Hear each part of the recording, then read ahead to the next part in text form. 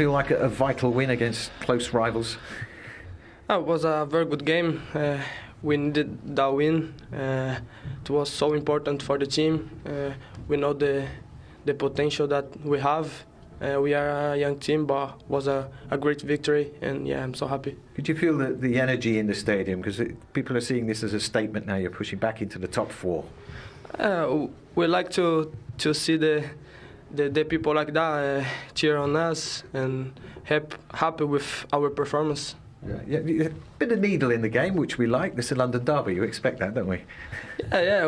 We knew that it was going to be a very hard, very difficult game, but as I said, we have a very good group. We have a very good players, and yeah, we won the game, and we are so happy. You're piling on the pressure in the first half, just couldn't get it over the line, but straight after half-time, you make the breakthrough.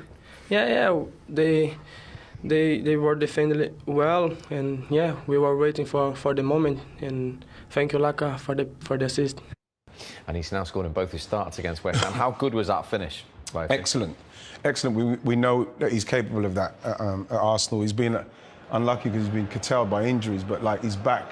And like when he gets into this kind of situation, a situation where we spoke earlier on about getting that ball passed into that kind of space when you've got a forward that's willing to run in there. Laka's pulled off brilliantly. You had a brilliant game, Lacazette, with that space, and then you've got that space to attack.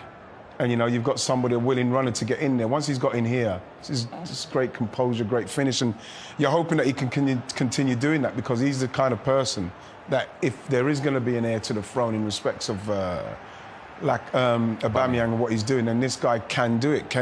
Can he sustain? Can he be consistent in his goal scoring? Can we create the chances? Can we recognise the chance and put it in like Lacazette did there? Because if they can, then we've got a really good chance of scoring more goals and creating more chances. They made the pitch really big there, and Tierney coming out right on the touchline.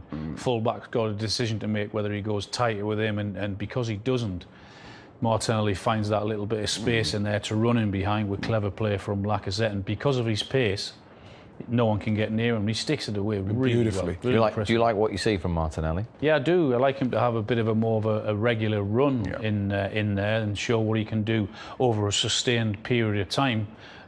But that is really exciting play, and that's exactly what Arsenal needed tonight. Arteta needed that. We said the manager needed it. The players needed to go out and do the manager a favour, because he'd put his neck on the line in making that big decision and leaving the captain out, and taking the captaincy off him in the way that he did it publicly. His players needed to give a performance tonight, and they didn't disappoint and didn't let him down, and they did that. Deserved to win the game. OK, more goals to look at, but in the last 5 days it's been a story of penalties in the Premier League, so we're going to bring in Dermot Gallagher again to speak to us. Before we get to the penalty, Dermot, 2 yellow cards. Let's clear up Soufal's first half one first on Tierney. Any debate, any issues? No, I think once you do that, you know, he's put his arm across, he's thrown it out. It's not an elbow. He hasn't used it as a weapons elbow. But you see, he puts his arm out like that on Tierney. I think the referee's got a good view of it. This is the best angle. See there, bangs it back. And he gets a yellow card. And ultimately, he pays a price for that yellow card later in the game, as we saw.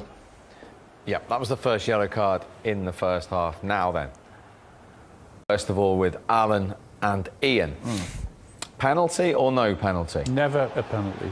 Never a yellow card, and never a penalty. Not only has he won the ball with his first challenge, with his first foot as he goes in, he actually wins the ball and he's follow through as well. You can just see it here in slow motion. He touches the ball first, there, wins it, and then with his left foot, he wins the ball again. Never a penalty. Bizarre decision. There's no studs showing there. If it's going to be dangerous or reckless, I can't see how I think that's a very soft penalty, and even more of a harsh sending off, if I'm going to be totally honest, because he's not really out of control of his body there, like we've seen people go in, and he has got the ball. It just seems very harsh to me. I think it's been a terrible 2 or 3 weeks for the referees. I don't know what's gone on, or whether someone said anything, but the last 2 or 3 weeks I think there's been some awful decisions, not only from the on-field decisions, but from the VAR officials as well. Is there with that one, Dermot, why is he given that penalty? What's he giving it for? Reckless? Well, ultimately, righty, yes, because I listen to what both you lads say, and I agree. You know, he wins the ball. I think what happens is his foot then bounces off the top of the ball, but he wins it with his trailing leg as well. This is the first touch, and he gets the top of the ball. And I think what the referee watches then is him go into Lacazette's shin. I think he watches the follow through. He doesn't see the ball, and if you see where the ball goes, it tells you that Soufal has actually played the ball again, because you see where the ball goes. So you know full well that Lacazette hasn't played that ball. That's the clue, and that's what referees look for. So I think what Dermot, Peter Banks has obviously seen this exactly like you are in the direction of the ball. Yeah. Why do you think he's looked at that and not at least recommended an on-field view, or said, actually, that's an error? Well, I think what's happened, Steve, is he's seen him hit the ball, and then he's seen the top of the ball hit the shin. And I think because the referee's given that decision, that he's got the ball and the man, he's gone with it, and the VAR has decided not to overturn it. I mean, the knock-on effect then is then he gets a red card. I think he's unlucky to give away a penalty. I think he's desperately unlucky to get sent off. I think it's rubbing salt into the wounds. I really don't think it's a penalty, and I obviously don't think it's a yellow card. I think it's too. But isn't that what the VAR is there for? That's You what tell I us, yeah. Steve, the number of times I've said that in the last 2 or 3 weeks is I don't know whether the referees feel under more pressure than they've ever felt, but some of the performances that we've seen from referees and from VAR the last few weeks, I think, have been awful. I have to agree, because when I look at that one, again, I would like to know why he believes that's a penalty. That's all. So I could say, well, oh, okay, or well, I don't believe that, but because that's not a penalty for me. It's not a penalty for me. I mean, he took his time, the referee, didn't he? He didn't actually run straight up and want to give the penalty in an eager fashion. He actually took his time and had a little think about it and then blew. But no, you know when you look at it as well, Al, you look at it and you've seen some of them and you think, whoa, he's way out of control of his body. There's no viciousness in that challenge for it to be reckless. There's enough his view. For me. You see, Anthony Taylor. That's his view, but it's not enough vicious. Well, he's out of control of his body. His studs are showing. He could have hurt him. Maybe that's why he's given it, and that is why I'm a bit confused as to why that would be a penalty, because I don't think that at any stage Lacazette was in danger of being injured there. From a defender's point of view, you got to time your tackle, and if you go to ground, we're always here. You've got to win the ball. Well, not only has he won it with the first touch, he's won it with a second touch. So try and explain that to me, how that is a penalty and another yellow card, therefore leading to a red card. Dermot, can you explain it to Alan? Well, I pinned my flag to the mast earlier on, didn't I, when I said I could see the referee decides it's hit the top of the ball and hit the man. I see that. I don't have to agree with it, but I agree with both Al and Righty, you know, that he's won the ball twice. You could see that because of the direction of the ball. As Righty said, there's no impact. He's low. That's what you ask defenders to do. For me, I just can't see how it's a second yellow card and a red card. Dermot, it's much more fun when you disagree with us. Which is most weeks, to be fair. I don't like you agreeing with us. It's my New Year's resolution. Thank you. Dermot, thank you very much. Cheers, indeed. Lacazette picked himself up, but for the first time, after 8 out of 8, Alan, from the spot for Arsenal, didn't score. Yeah, it's a very good save. The way he was rolling around, I was a bit surprised to see him get up and take the penalty. But there's the foot behind the line, which they did have a look at. But it's a good save. But it's too late because they've gone down to 10 men, and after that, as we've said, there was no real energy from West Ham to get back into the game. Yeah, as I say, Righty, first time he's missed from the spot for Arsenal. Yeah. Arsenal have actually missed their last three Premier League penalties. Do you remember the last time Arsenal did that? No, I don't know. You should do, because you missed 2 of them. Did I miss it? That's made the night worse. I had to cheer Al up. He was grumpy. We don't like him when he's grumpy. Well, you know something? I was going to say that's unbelievable that he's doing stuff like that, but now I can't. No, if I'm being totally honest, it is a bit of a worry now, because obviously Aubameyang's not there to take them. We saw him miss them. We've seen him miss that one. It didn't look very convincing, so I don't know what they're going to do in respect of who's I think Pepe's taken. I think not on the Pepe's pitch, taken. is he? He's nowhere near the pitch. So it's a worry at the minute with Arsenal and penalties. You know, we need to find somebody who's going to come up and just, I don't know, put your foot through it. There's Xhaka. I'd love to see Xhaka take a penalty.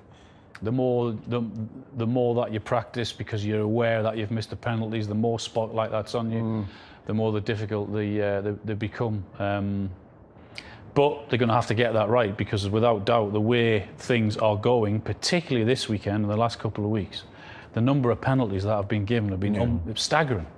The London derby at the Emirates at half-time between Arsenal and West Ham. What have you made of it, Righty? I've been very impressed with Arsenal in the first half. I think they've made enough chances. It'd be good for them to take one, because you feel like West Ham haven't started yet. They haven't really got themselves going. We saw a little bit from West Ham, but I think they've created good enough chances to maybe get at least one goal. And I think they'll be a bit disappointed going in. Yeah, I'd agree with that. Arsenal have been by far the better team. Their only disappointing thing for Mikel Arteta and his team is that they haven't got at least one goal. They deserve it. Some of the play, particularly down the right-hand side with Saka, he's given Masuaku a really terrible time. Every time he gets that ball, he's been really, really positive, and they're causing them all sorts of problems down there that'll give and go. This is a great chance, I think Xhaka's got to do better with that chance there. I think he's got to come onto that with his right foot. He's let it come across him there, and then Tierney, that was a great save, to be honest. I realised that Fabianski saved it at first, but those are the kind of chances you see there. This is a great save. You know, when it's come across Xhaka, the longer you wait for it to come across you, you're giving people the opportunity to tackle you.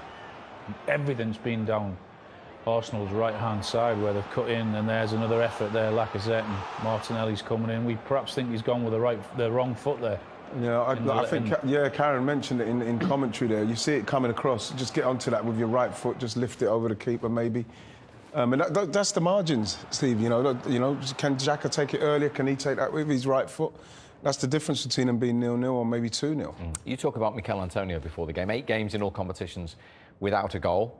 Are you seeing any positive signs? He looks very sluggish. Everything that's going up to him is bouncing off him. This is very early in the game. After a couple of minutes, and West Ham really haven't got started, and this is one of the reasons why, because when you're playing that role that he's been asked to play, when the ball goes up to you, it has to stick. He cannot keep giving it away like he's doing. That is a poor pass there, and everything that's been up to him has been really, really sloppy. Touch has been off. No, there's been all right. There's no one within 30 or 40 yards of him, but even when you're looking at him to try and be positive there, and White takes the ball off him with ease. Again, another poor touch there. Not easy, but that has to stick for West Ham to get involved in this game. And it was noticeable that for a time, David Moyes pushed him out onto the right-hand side and put Bowen down the middle, and that's one of the reasons why.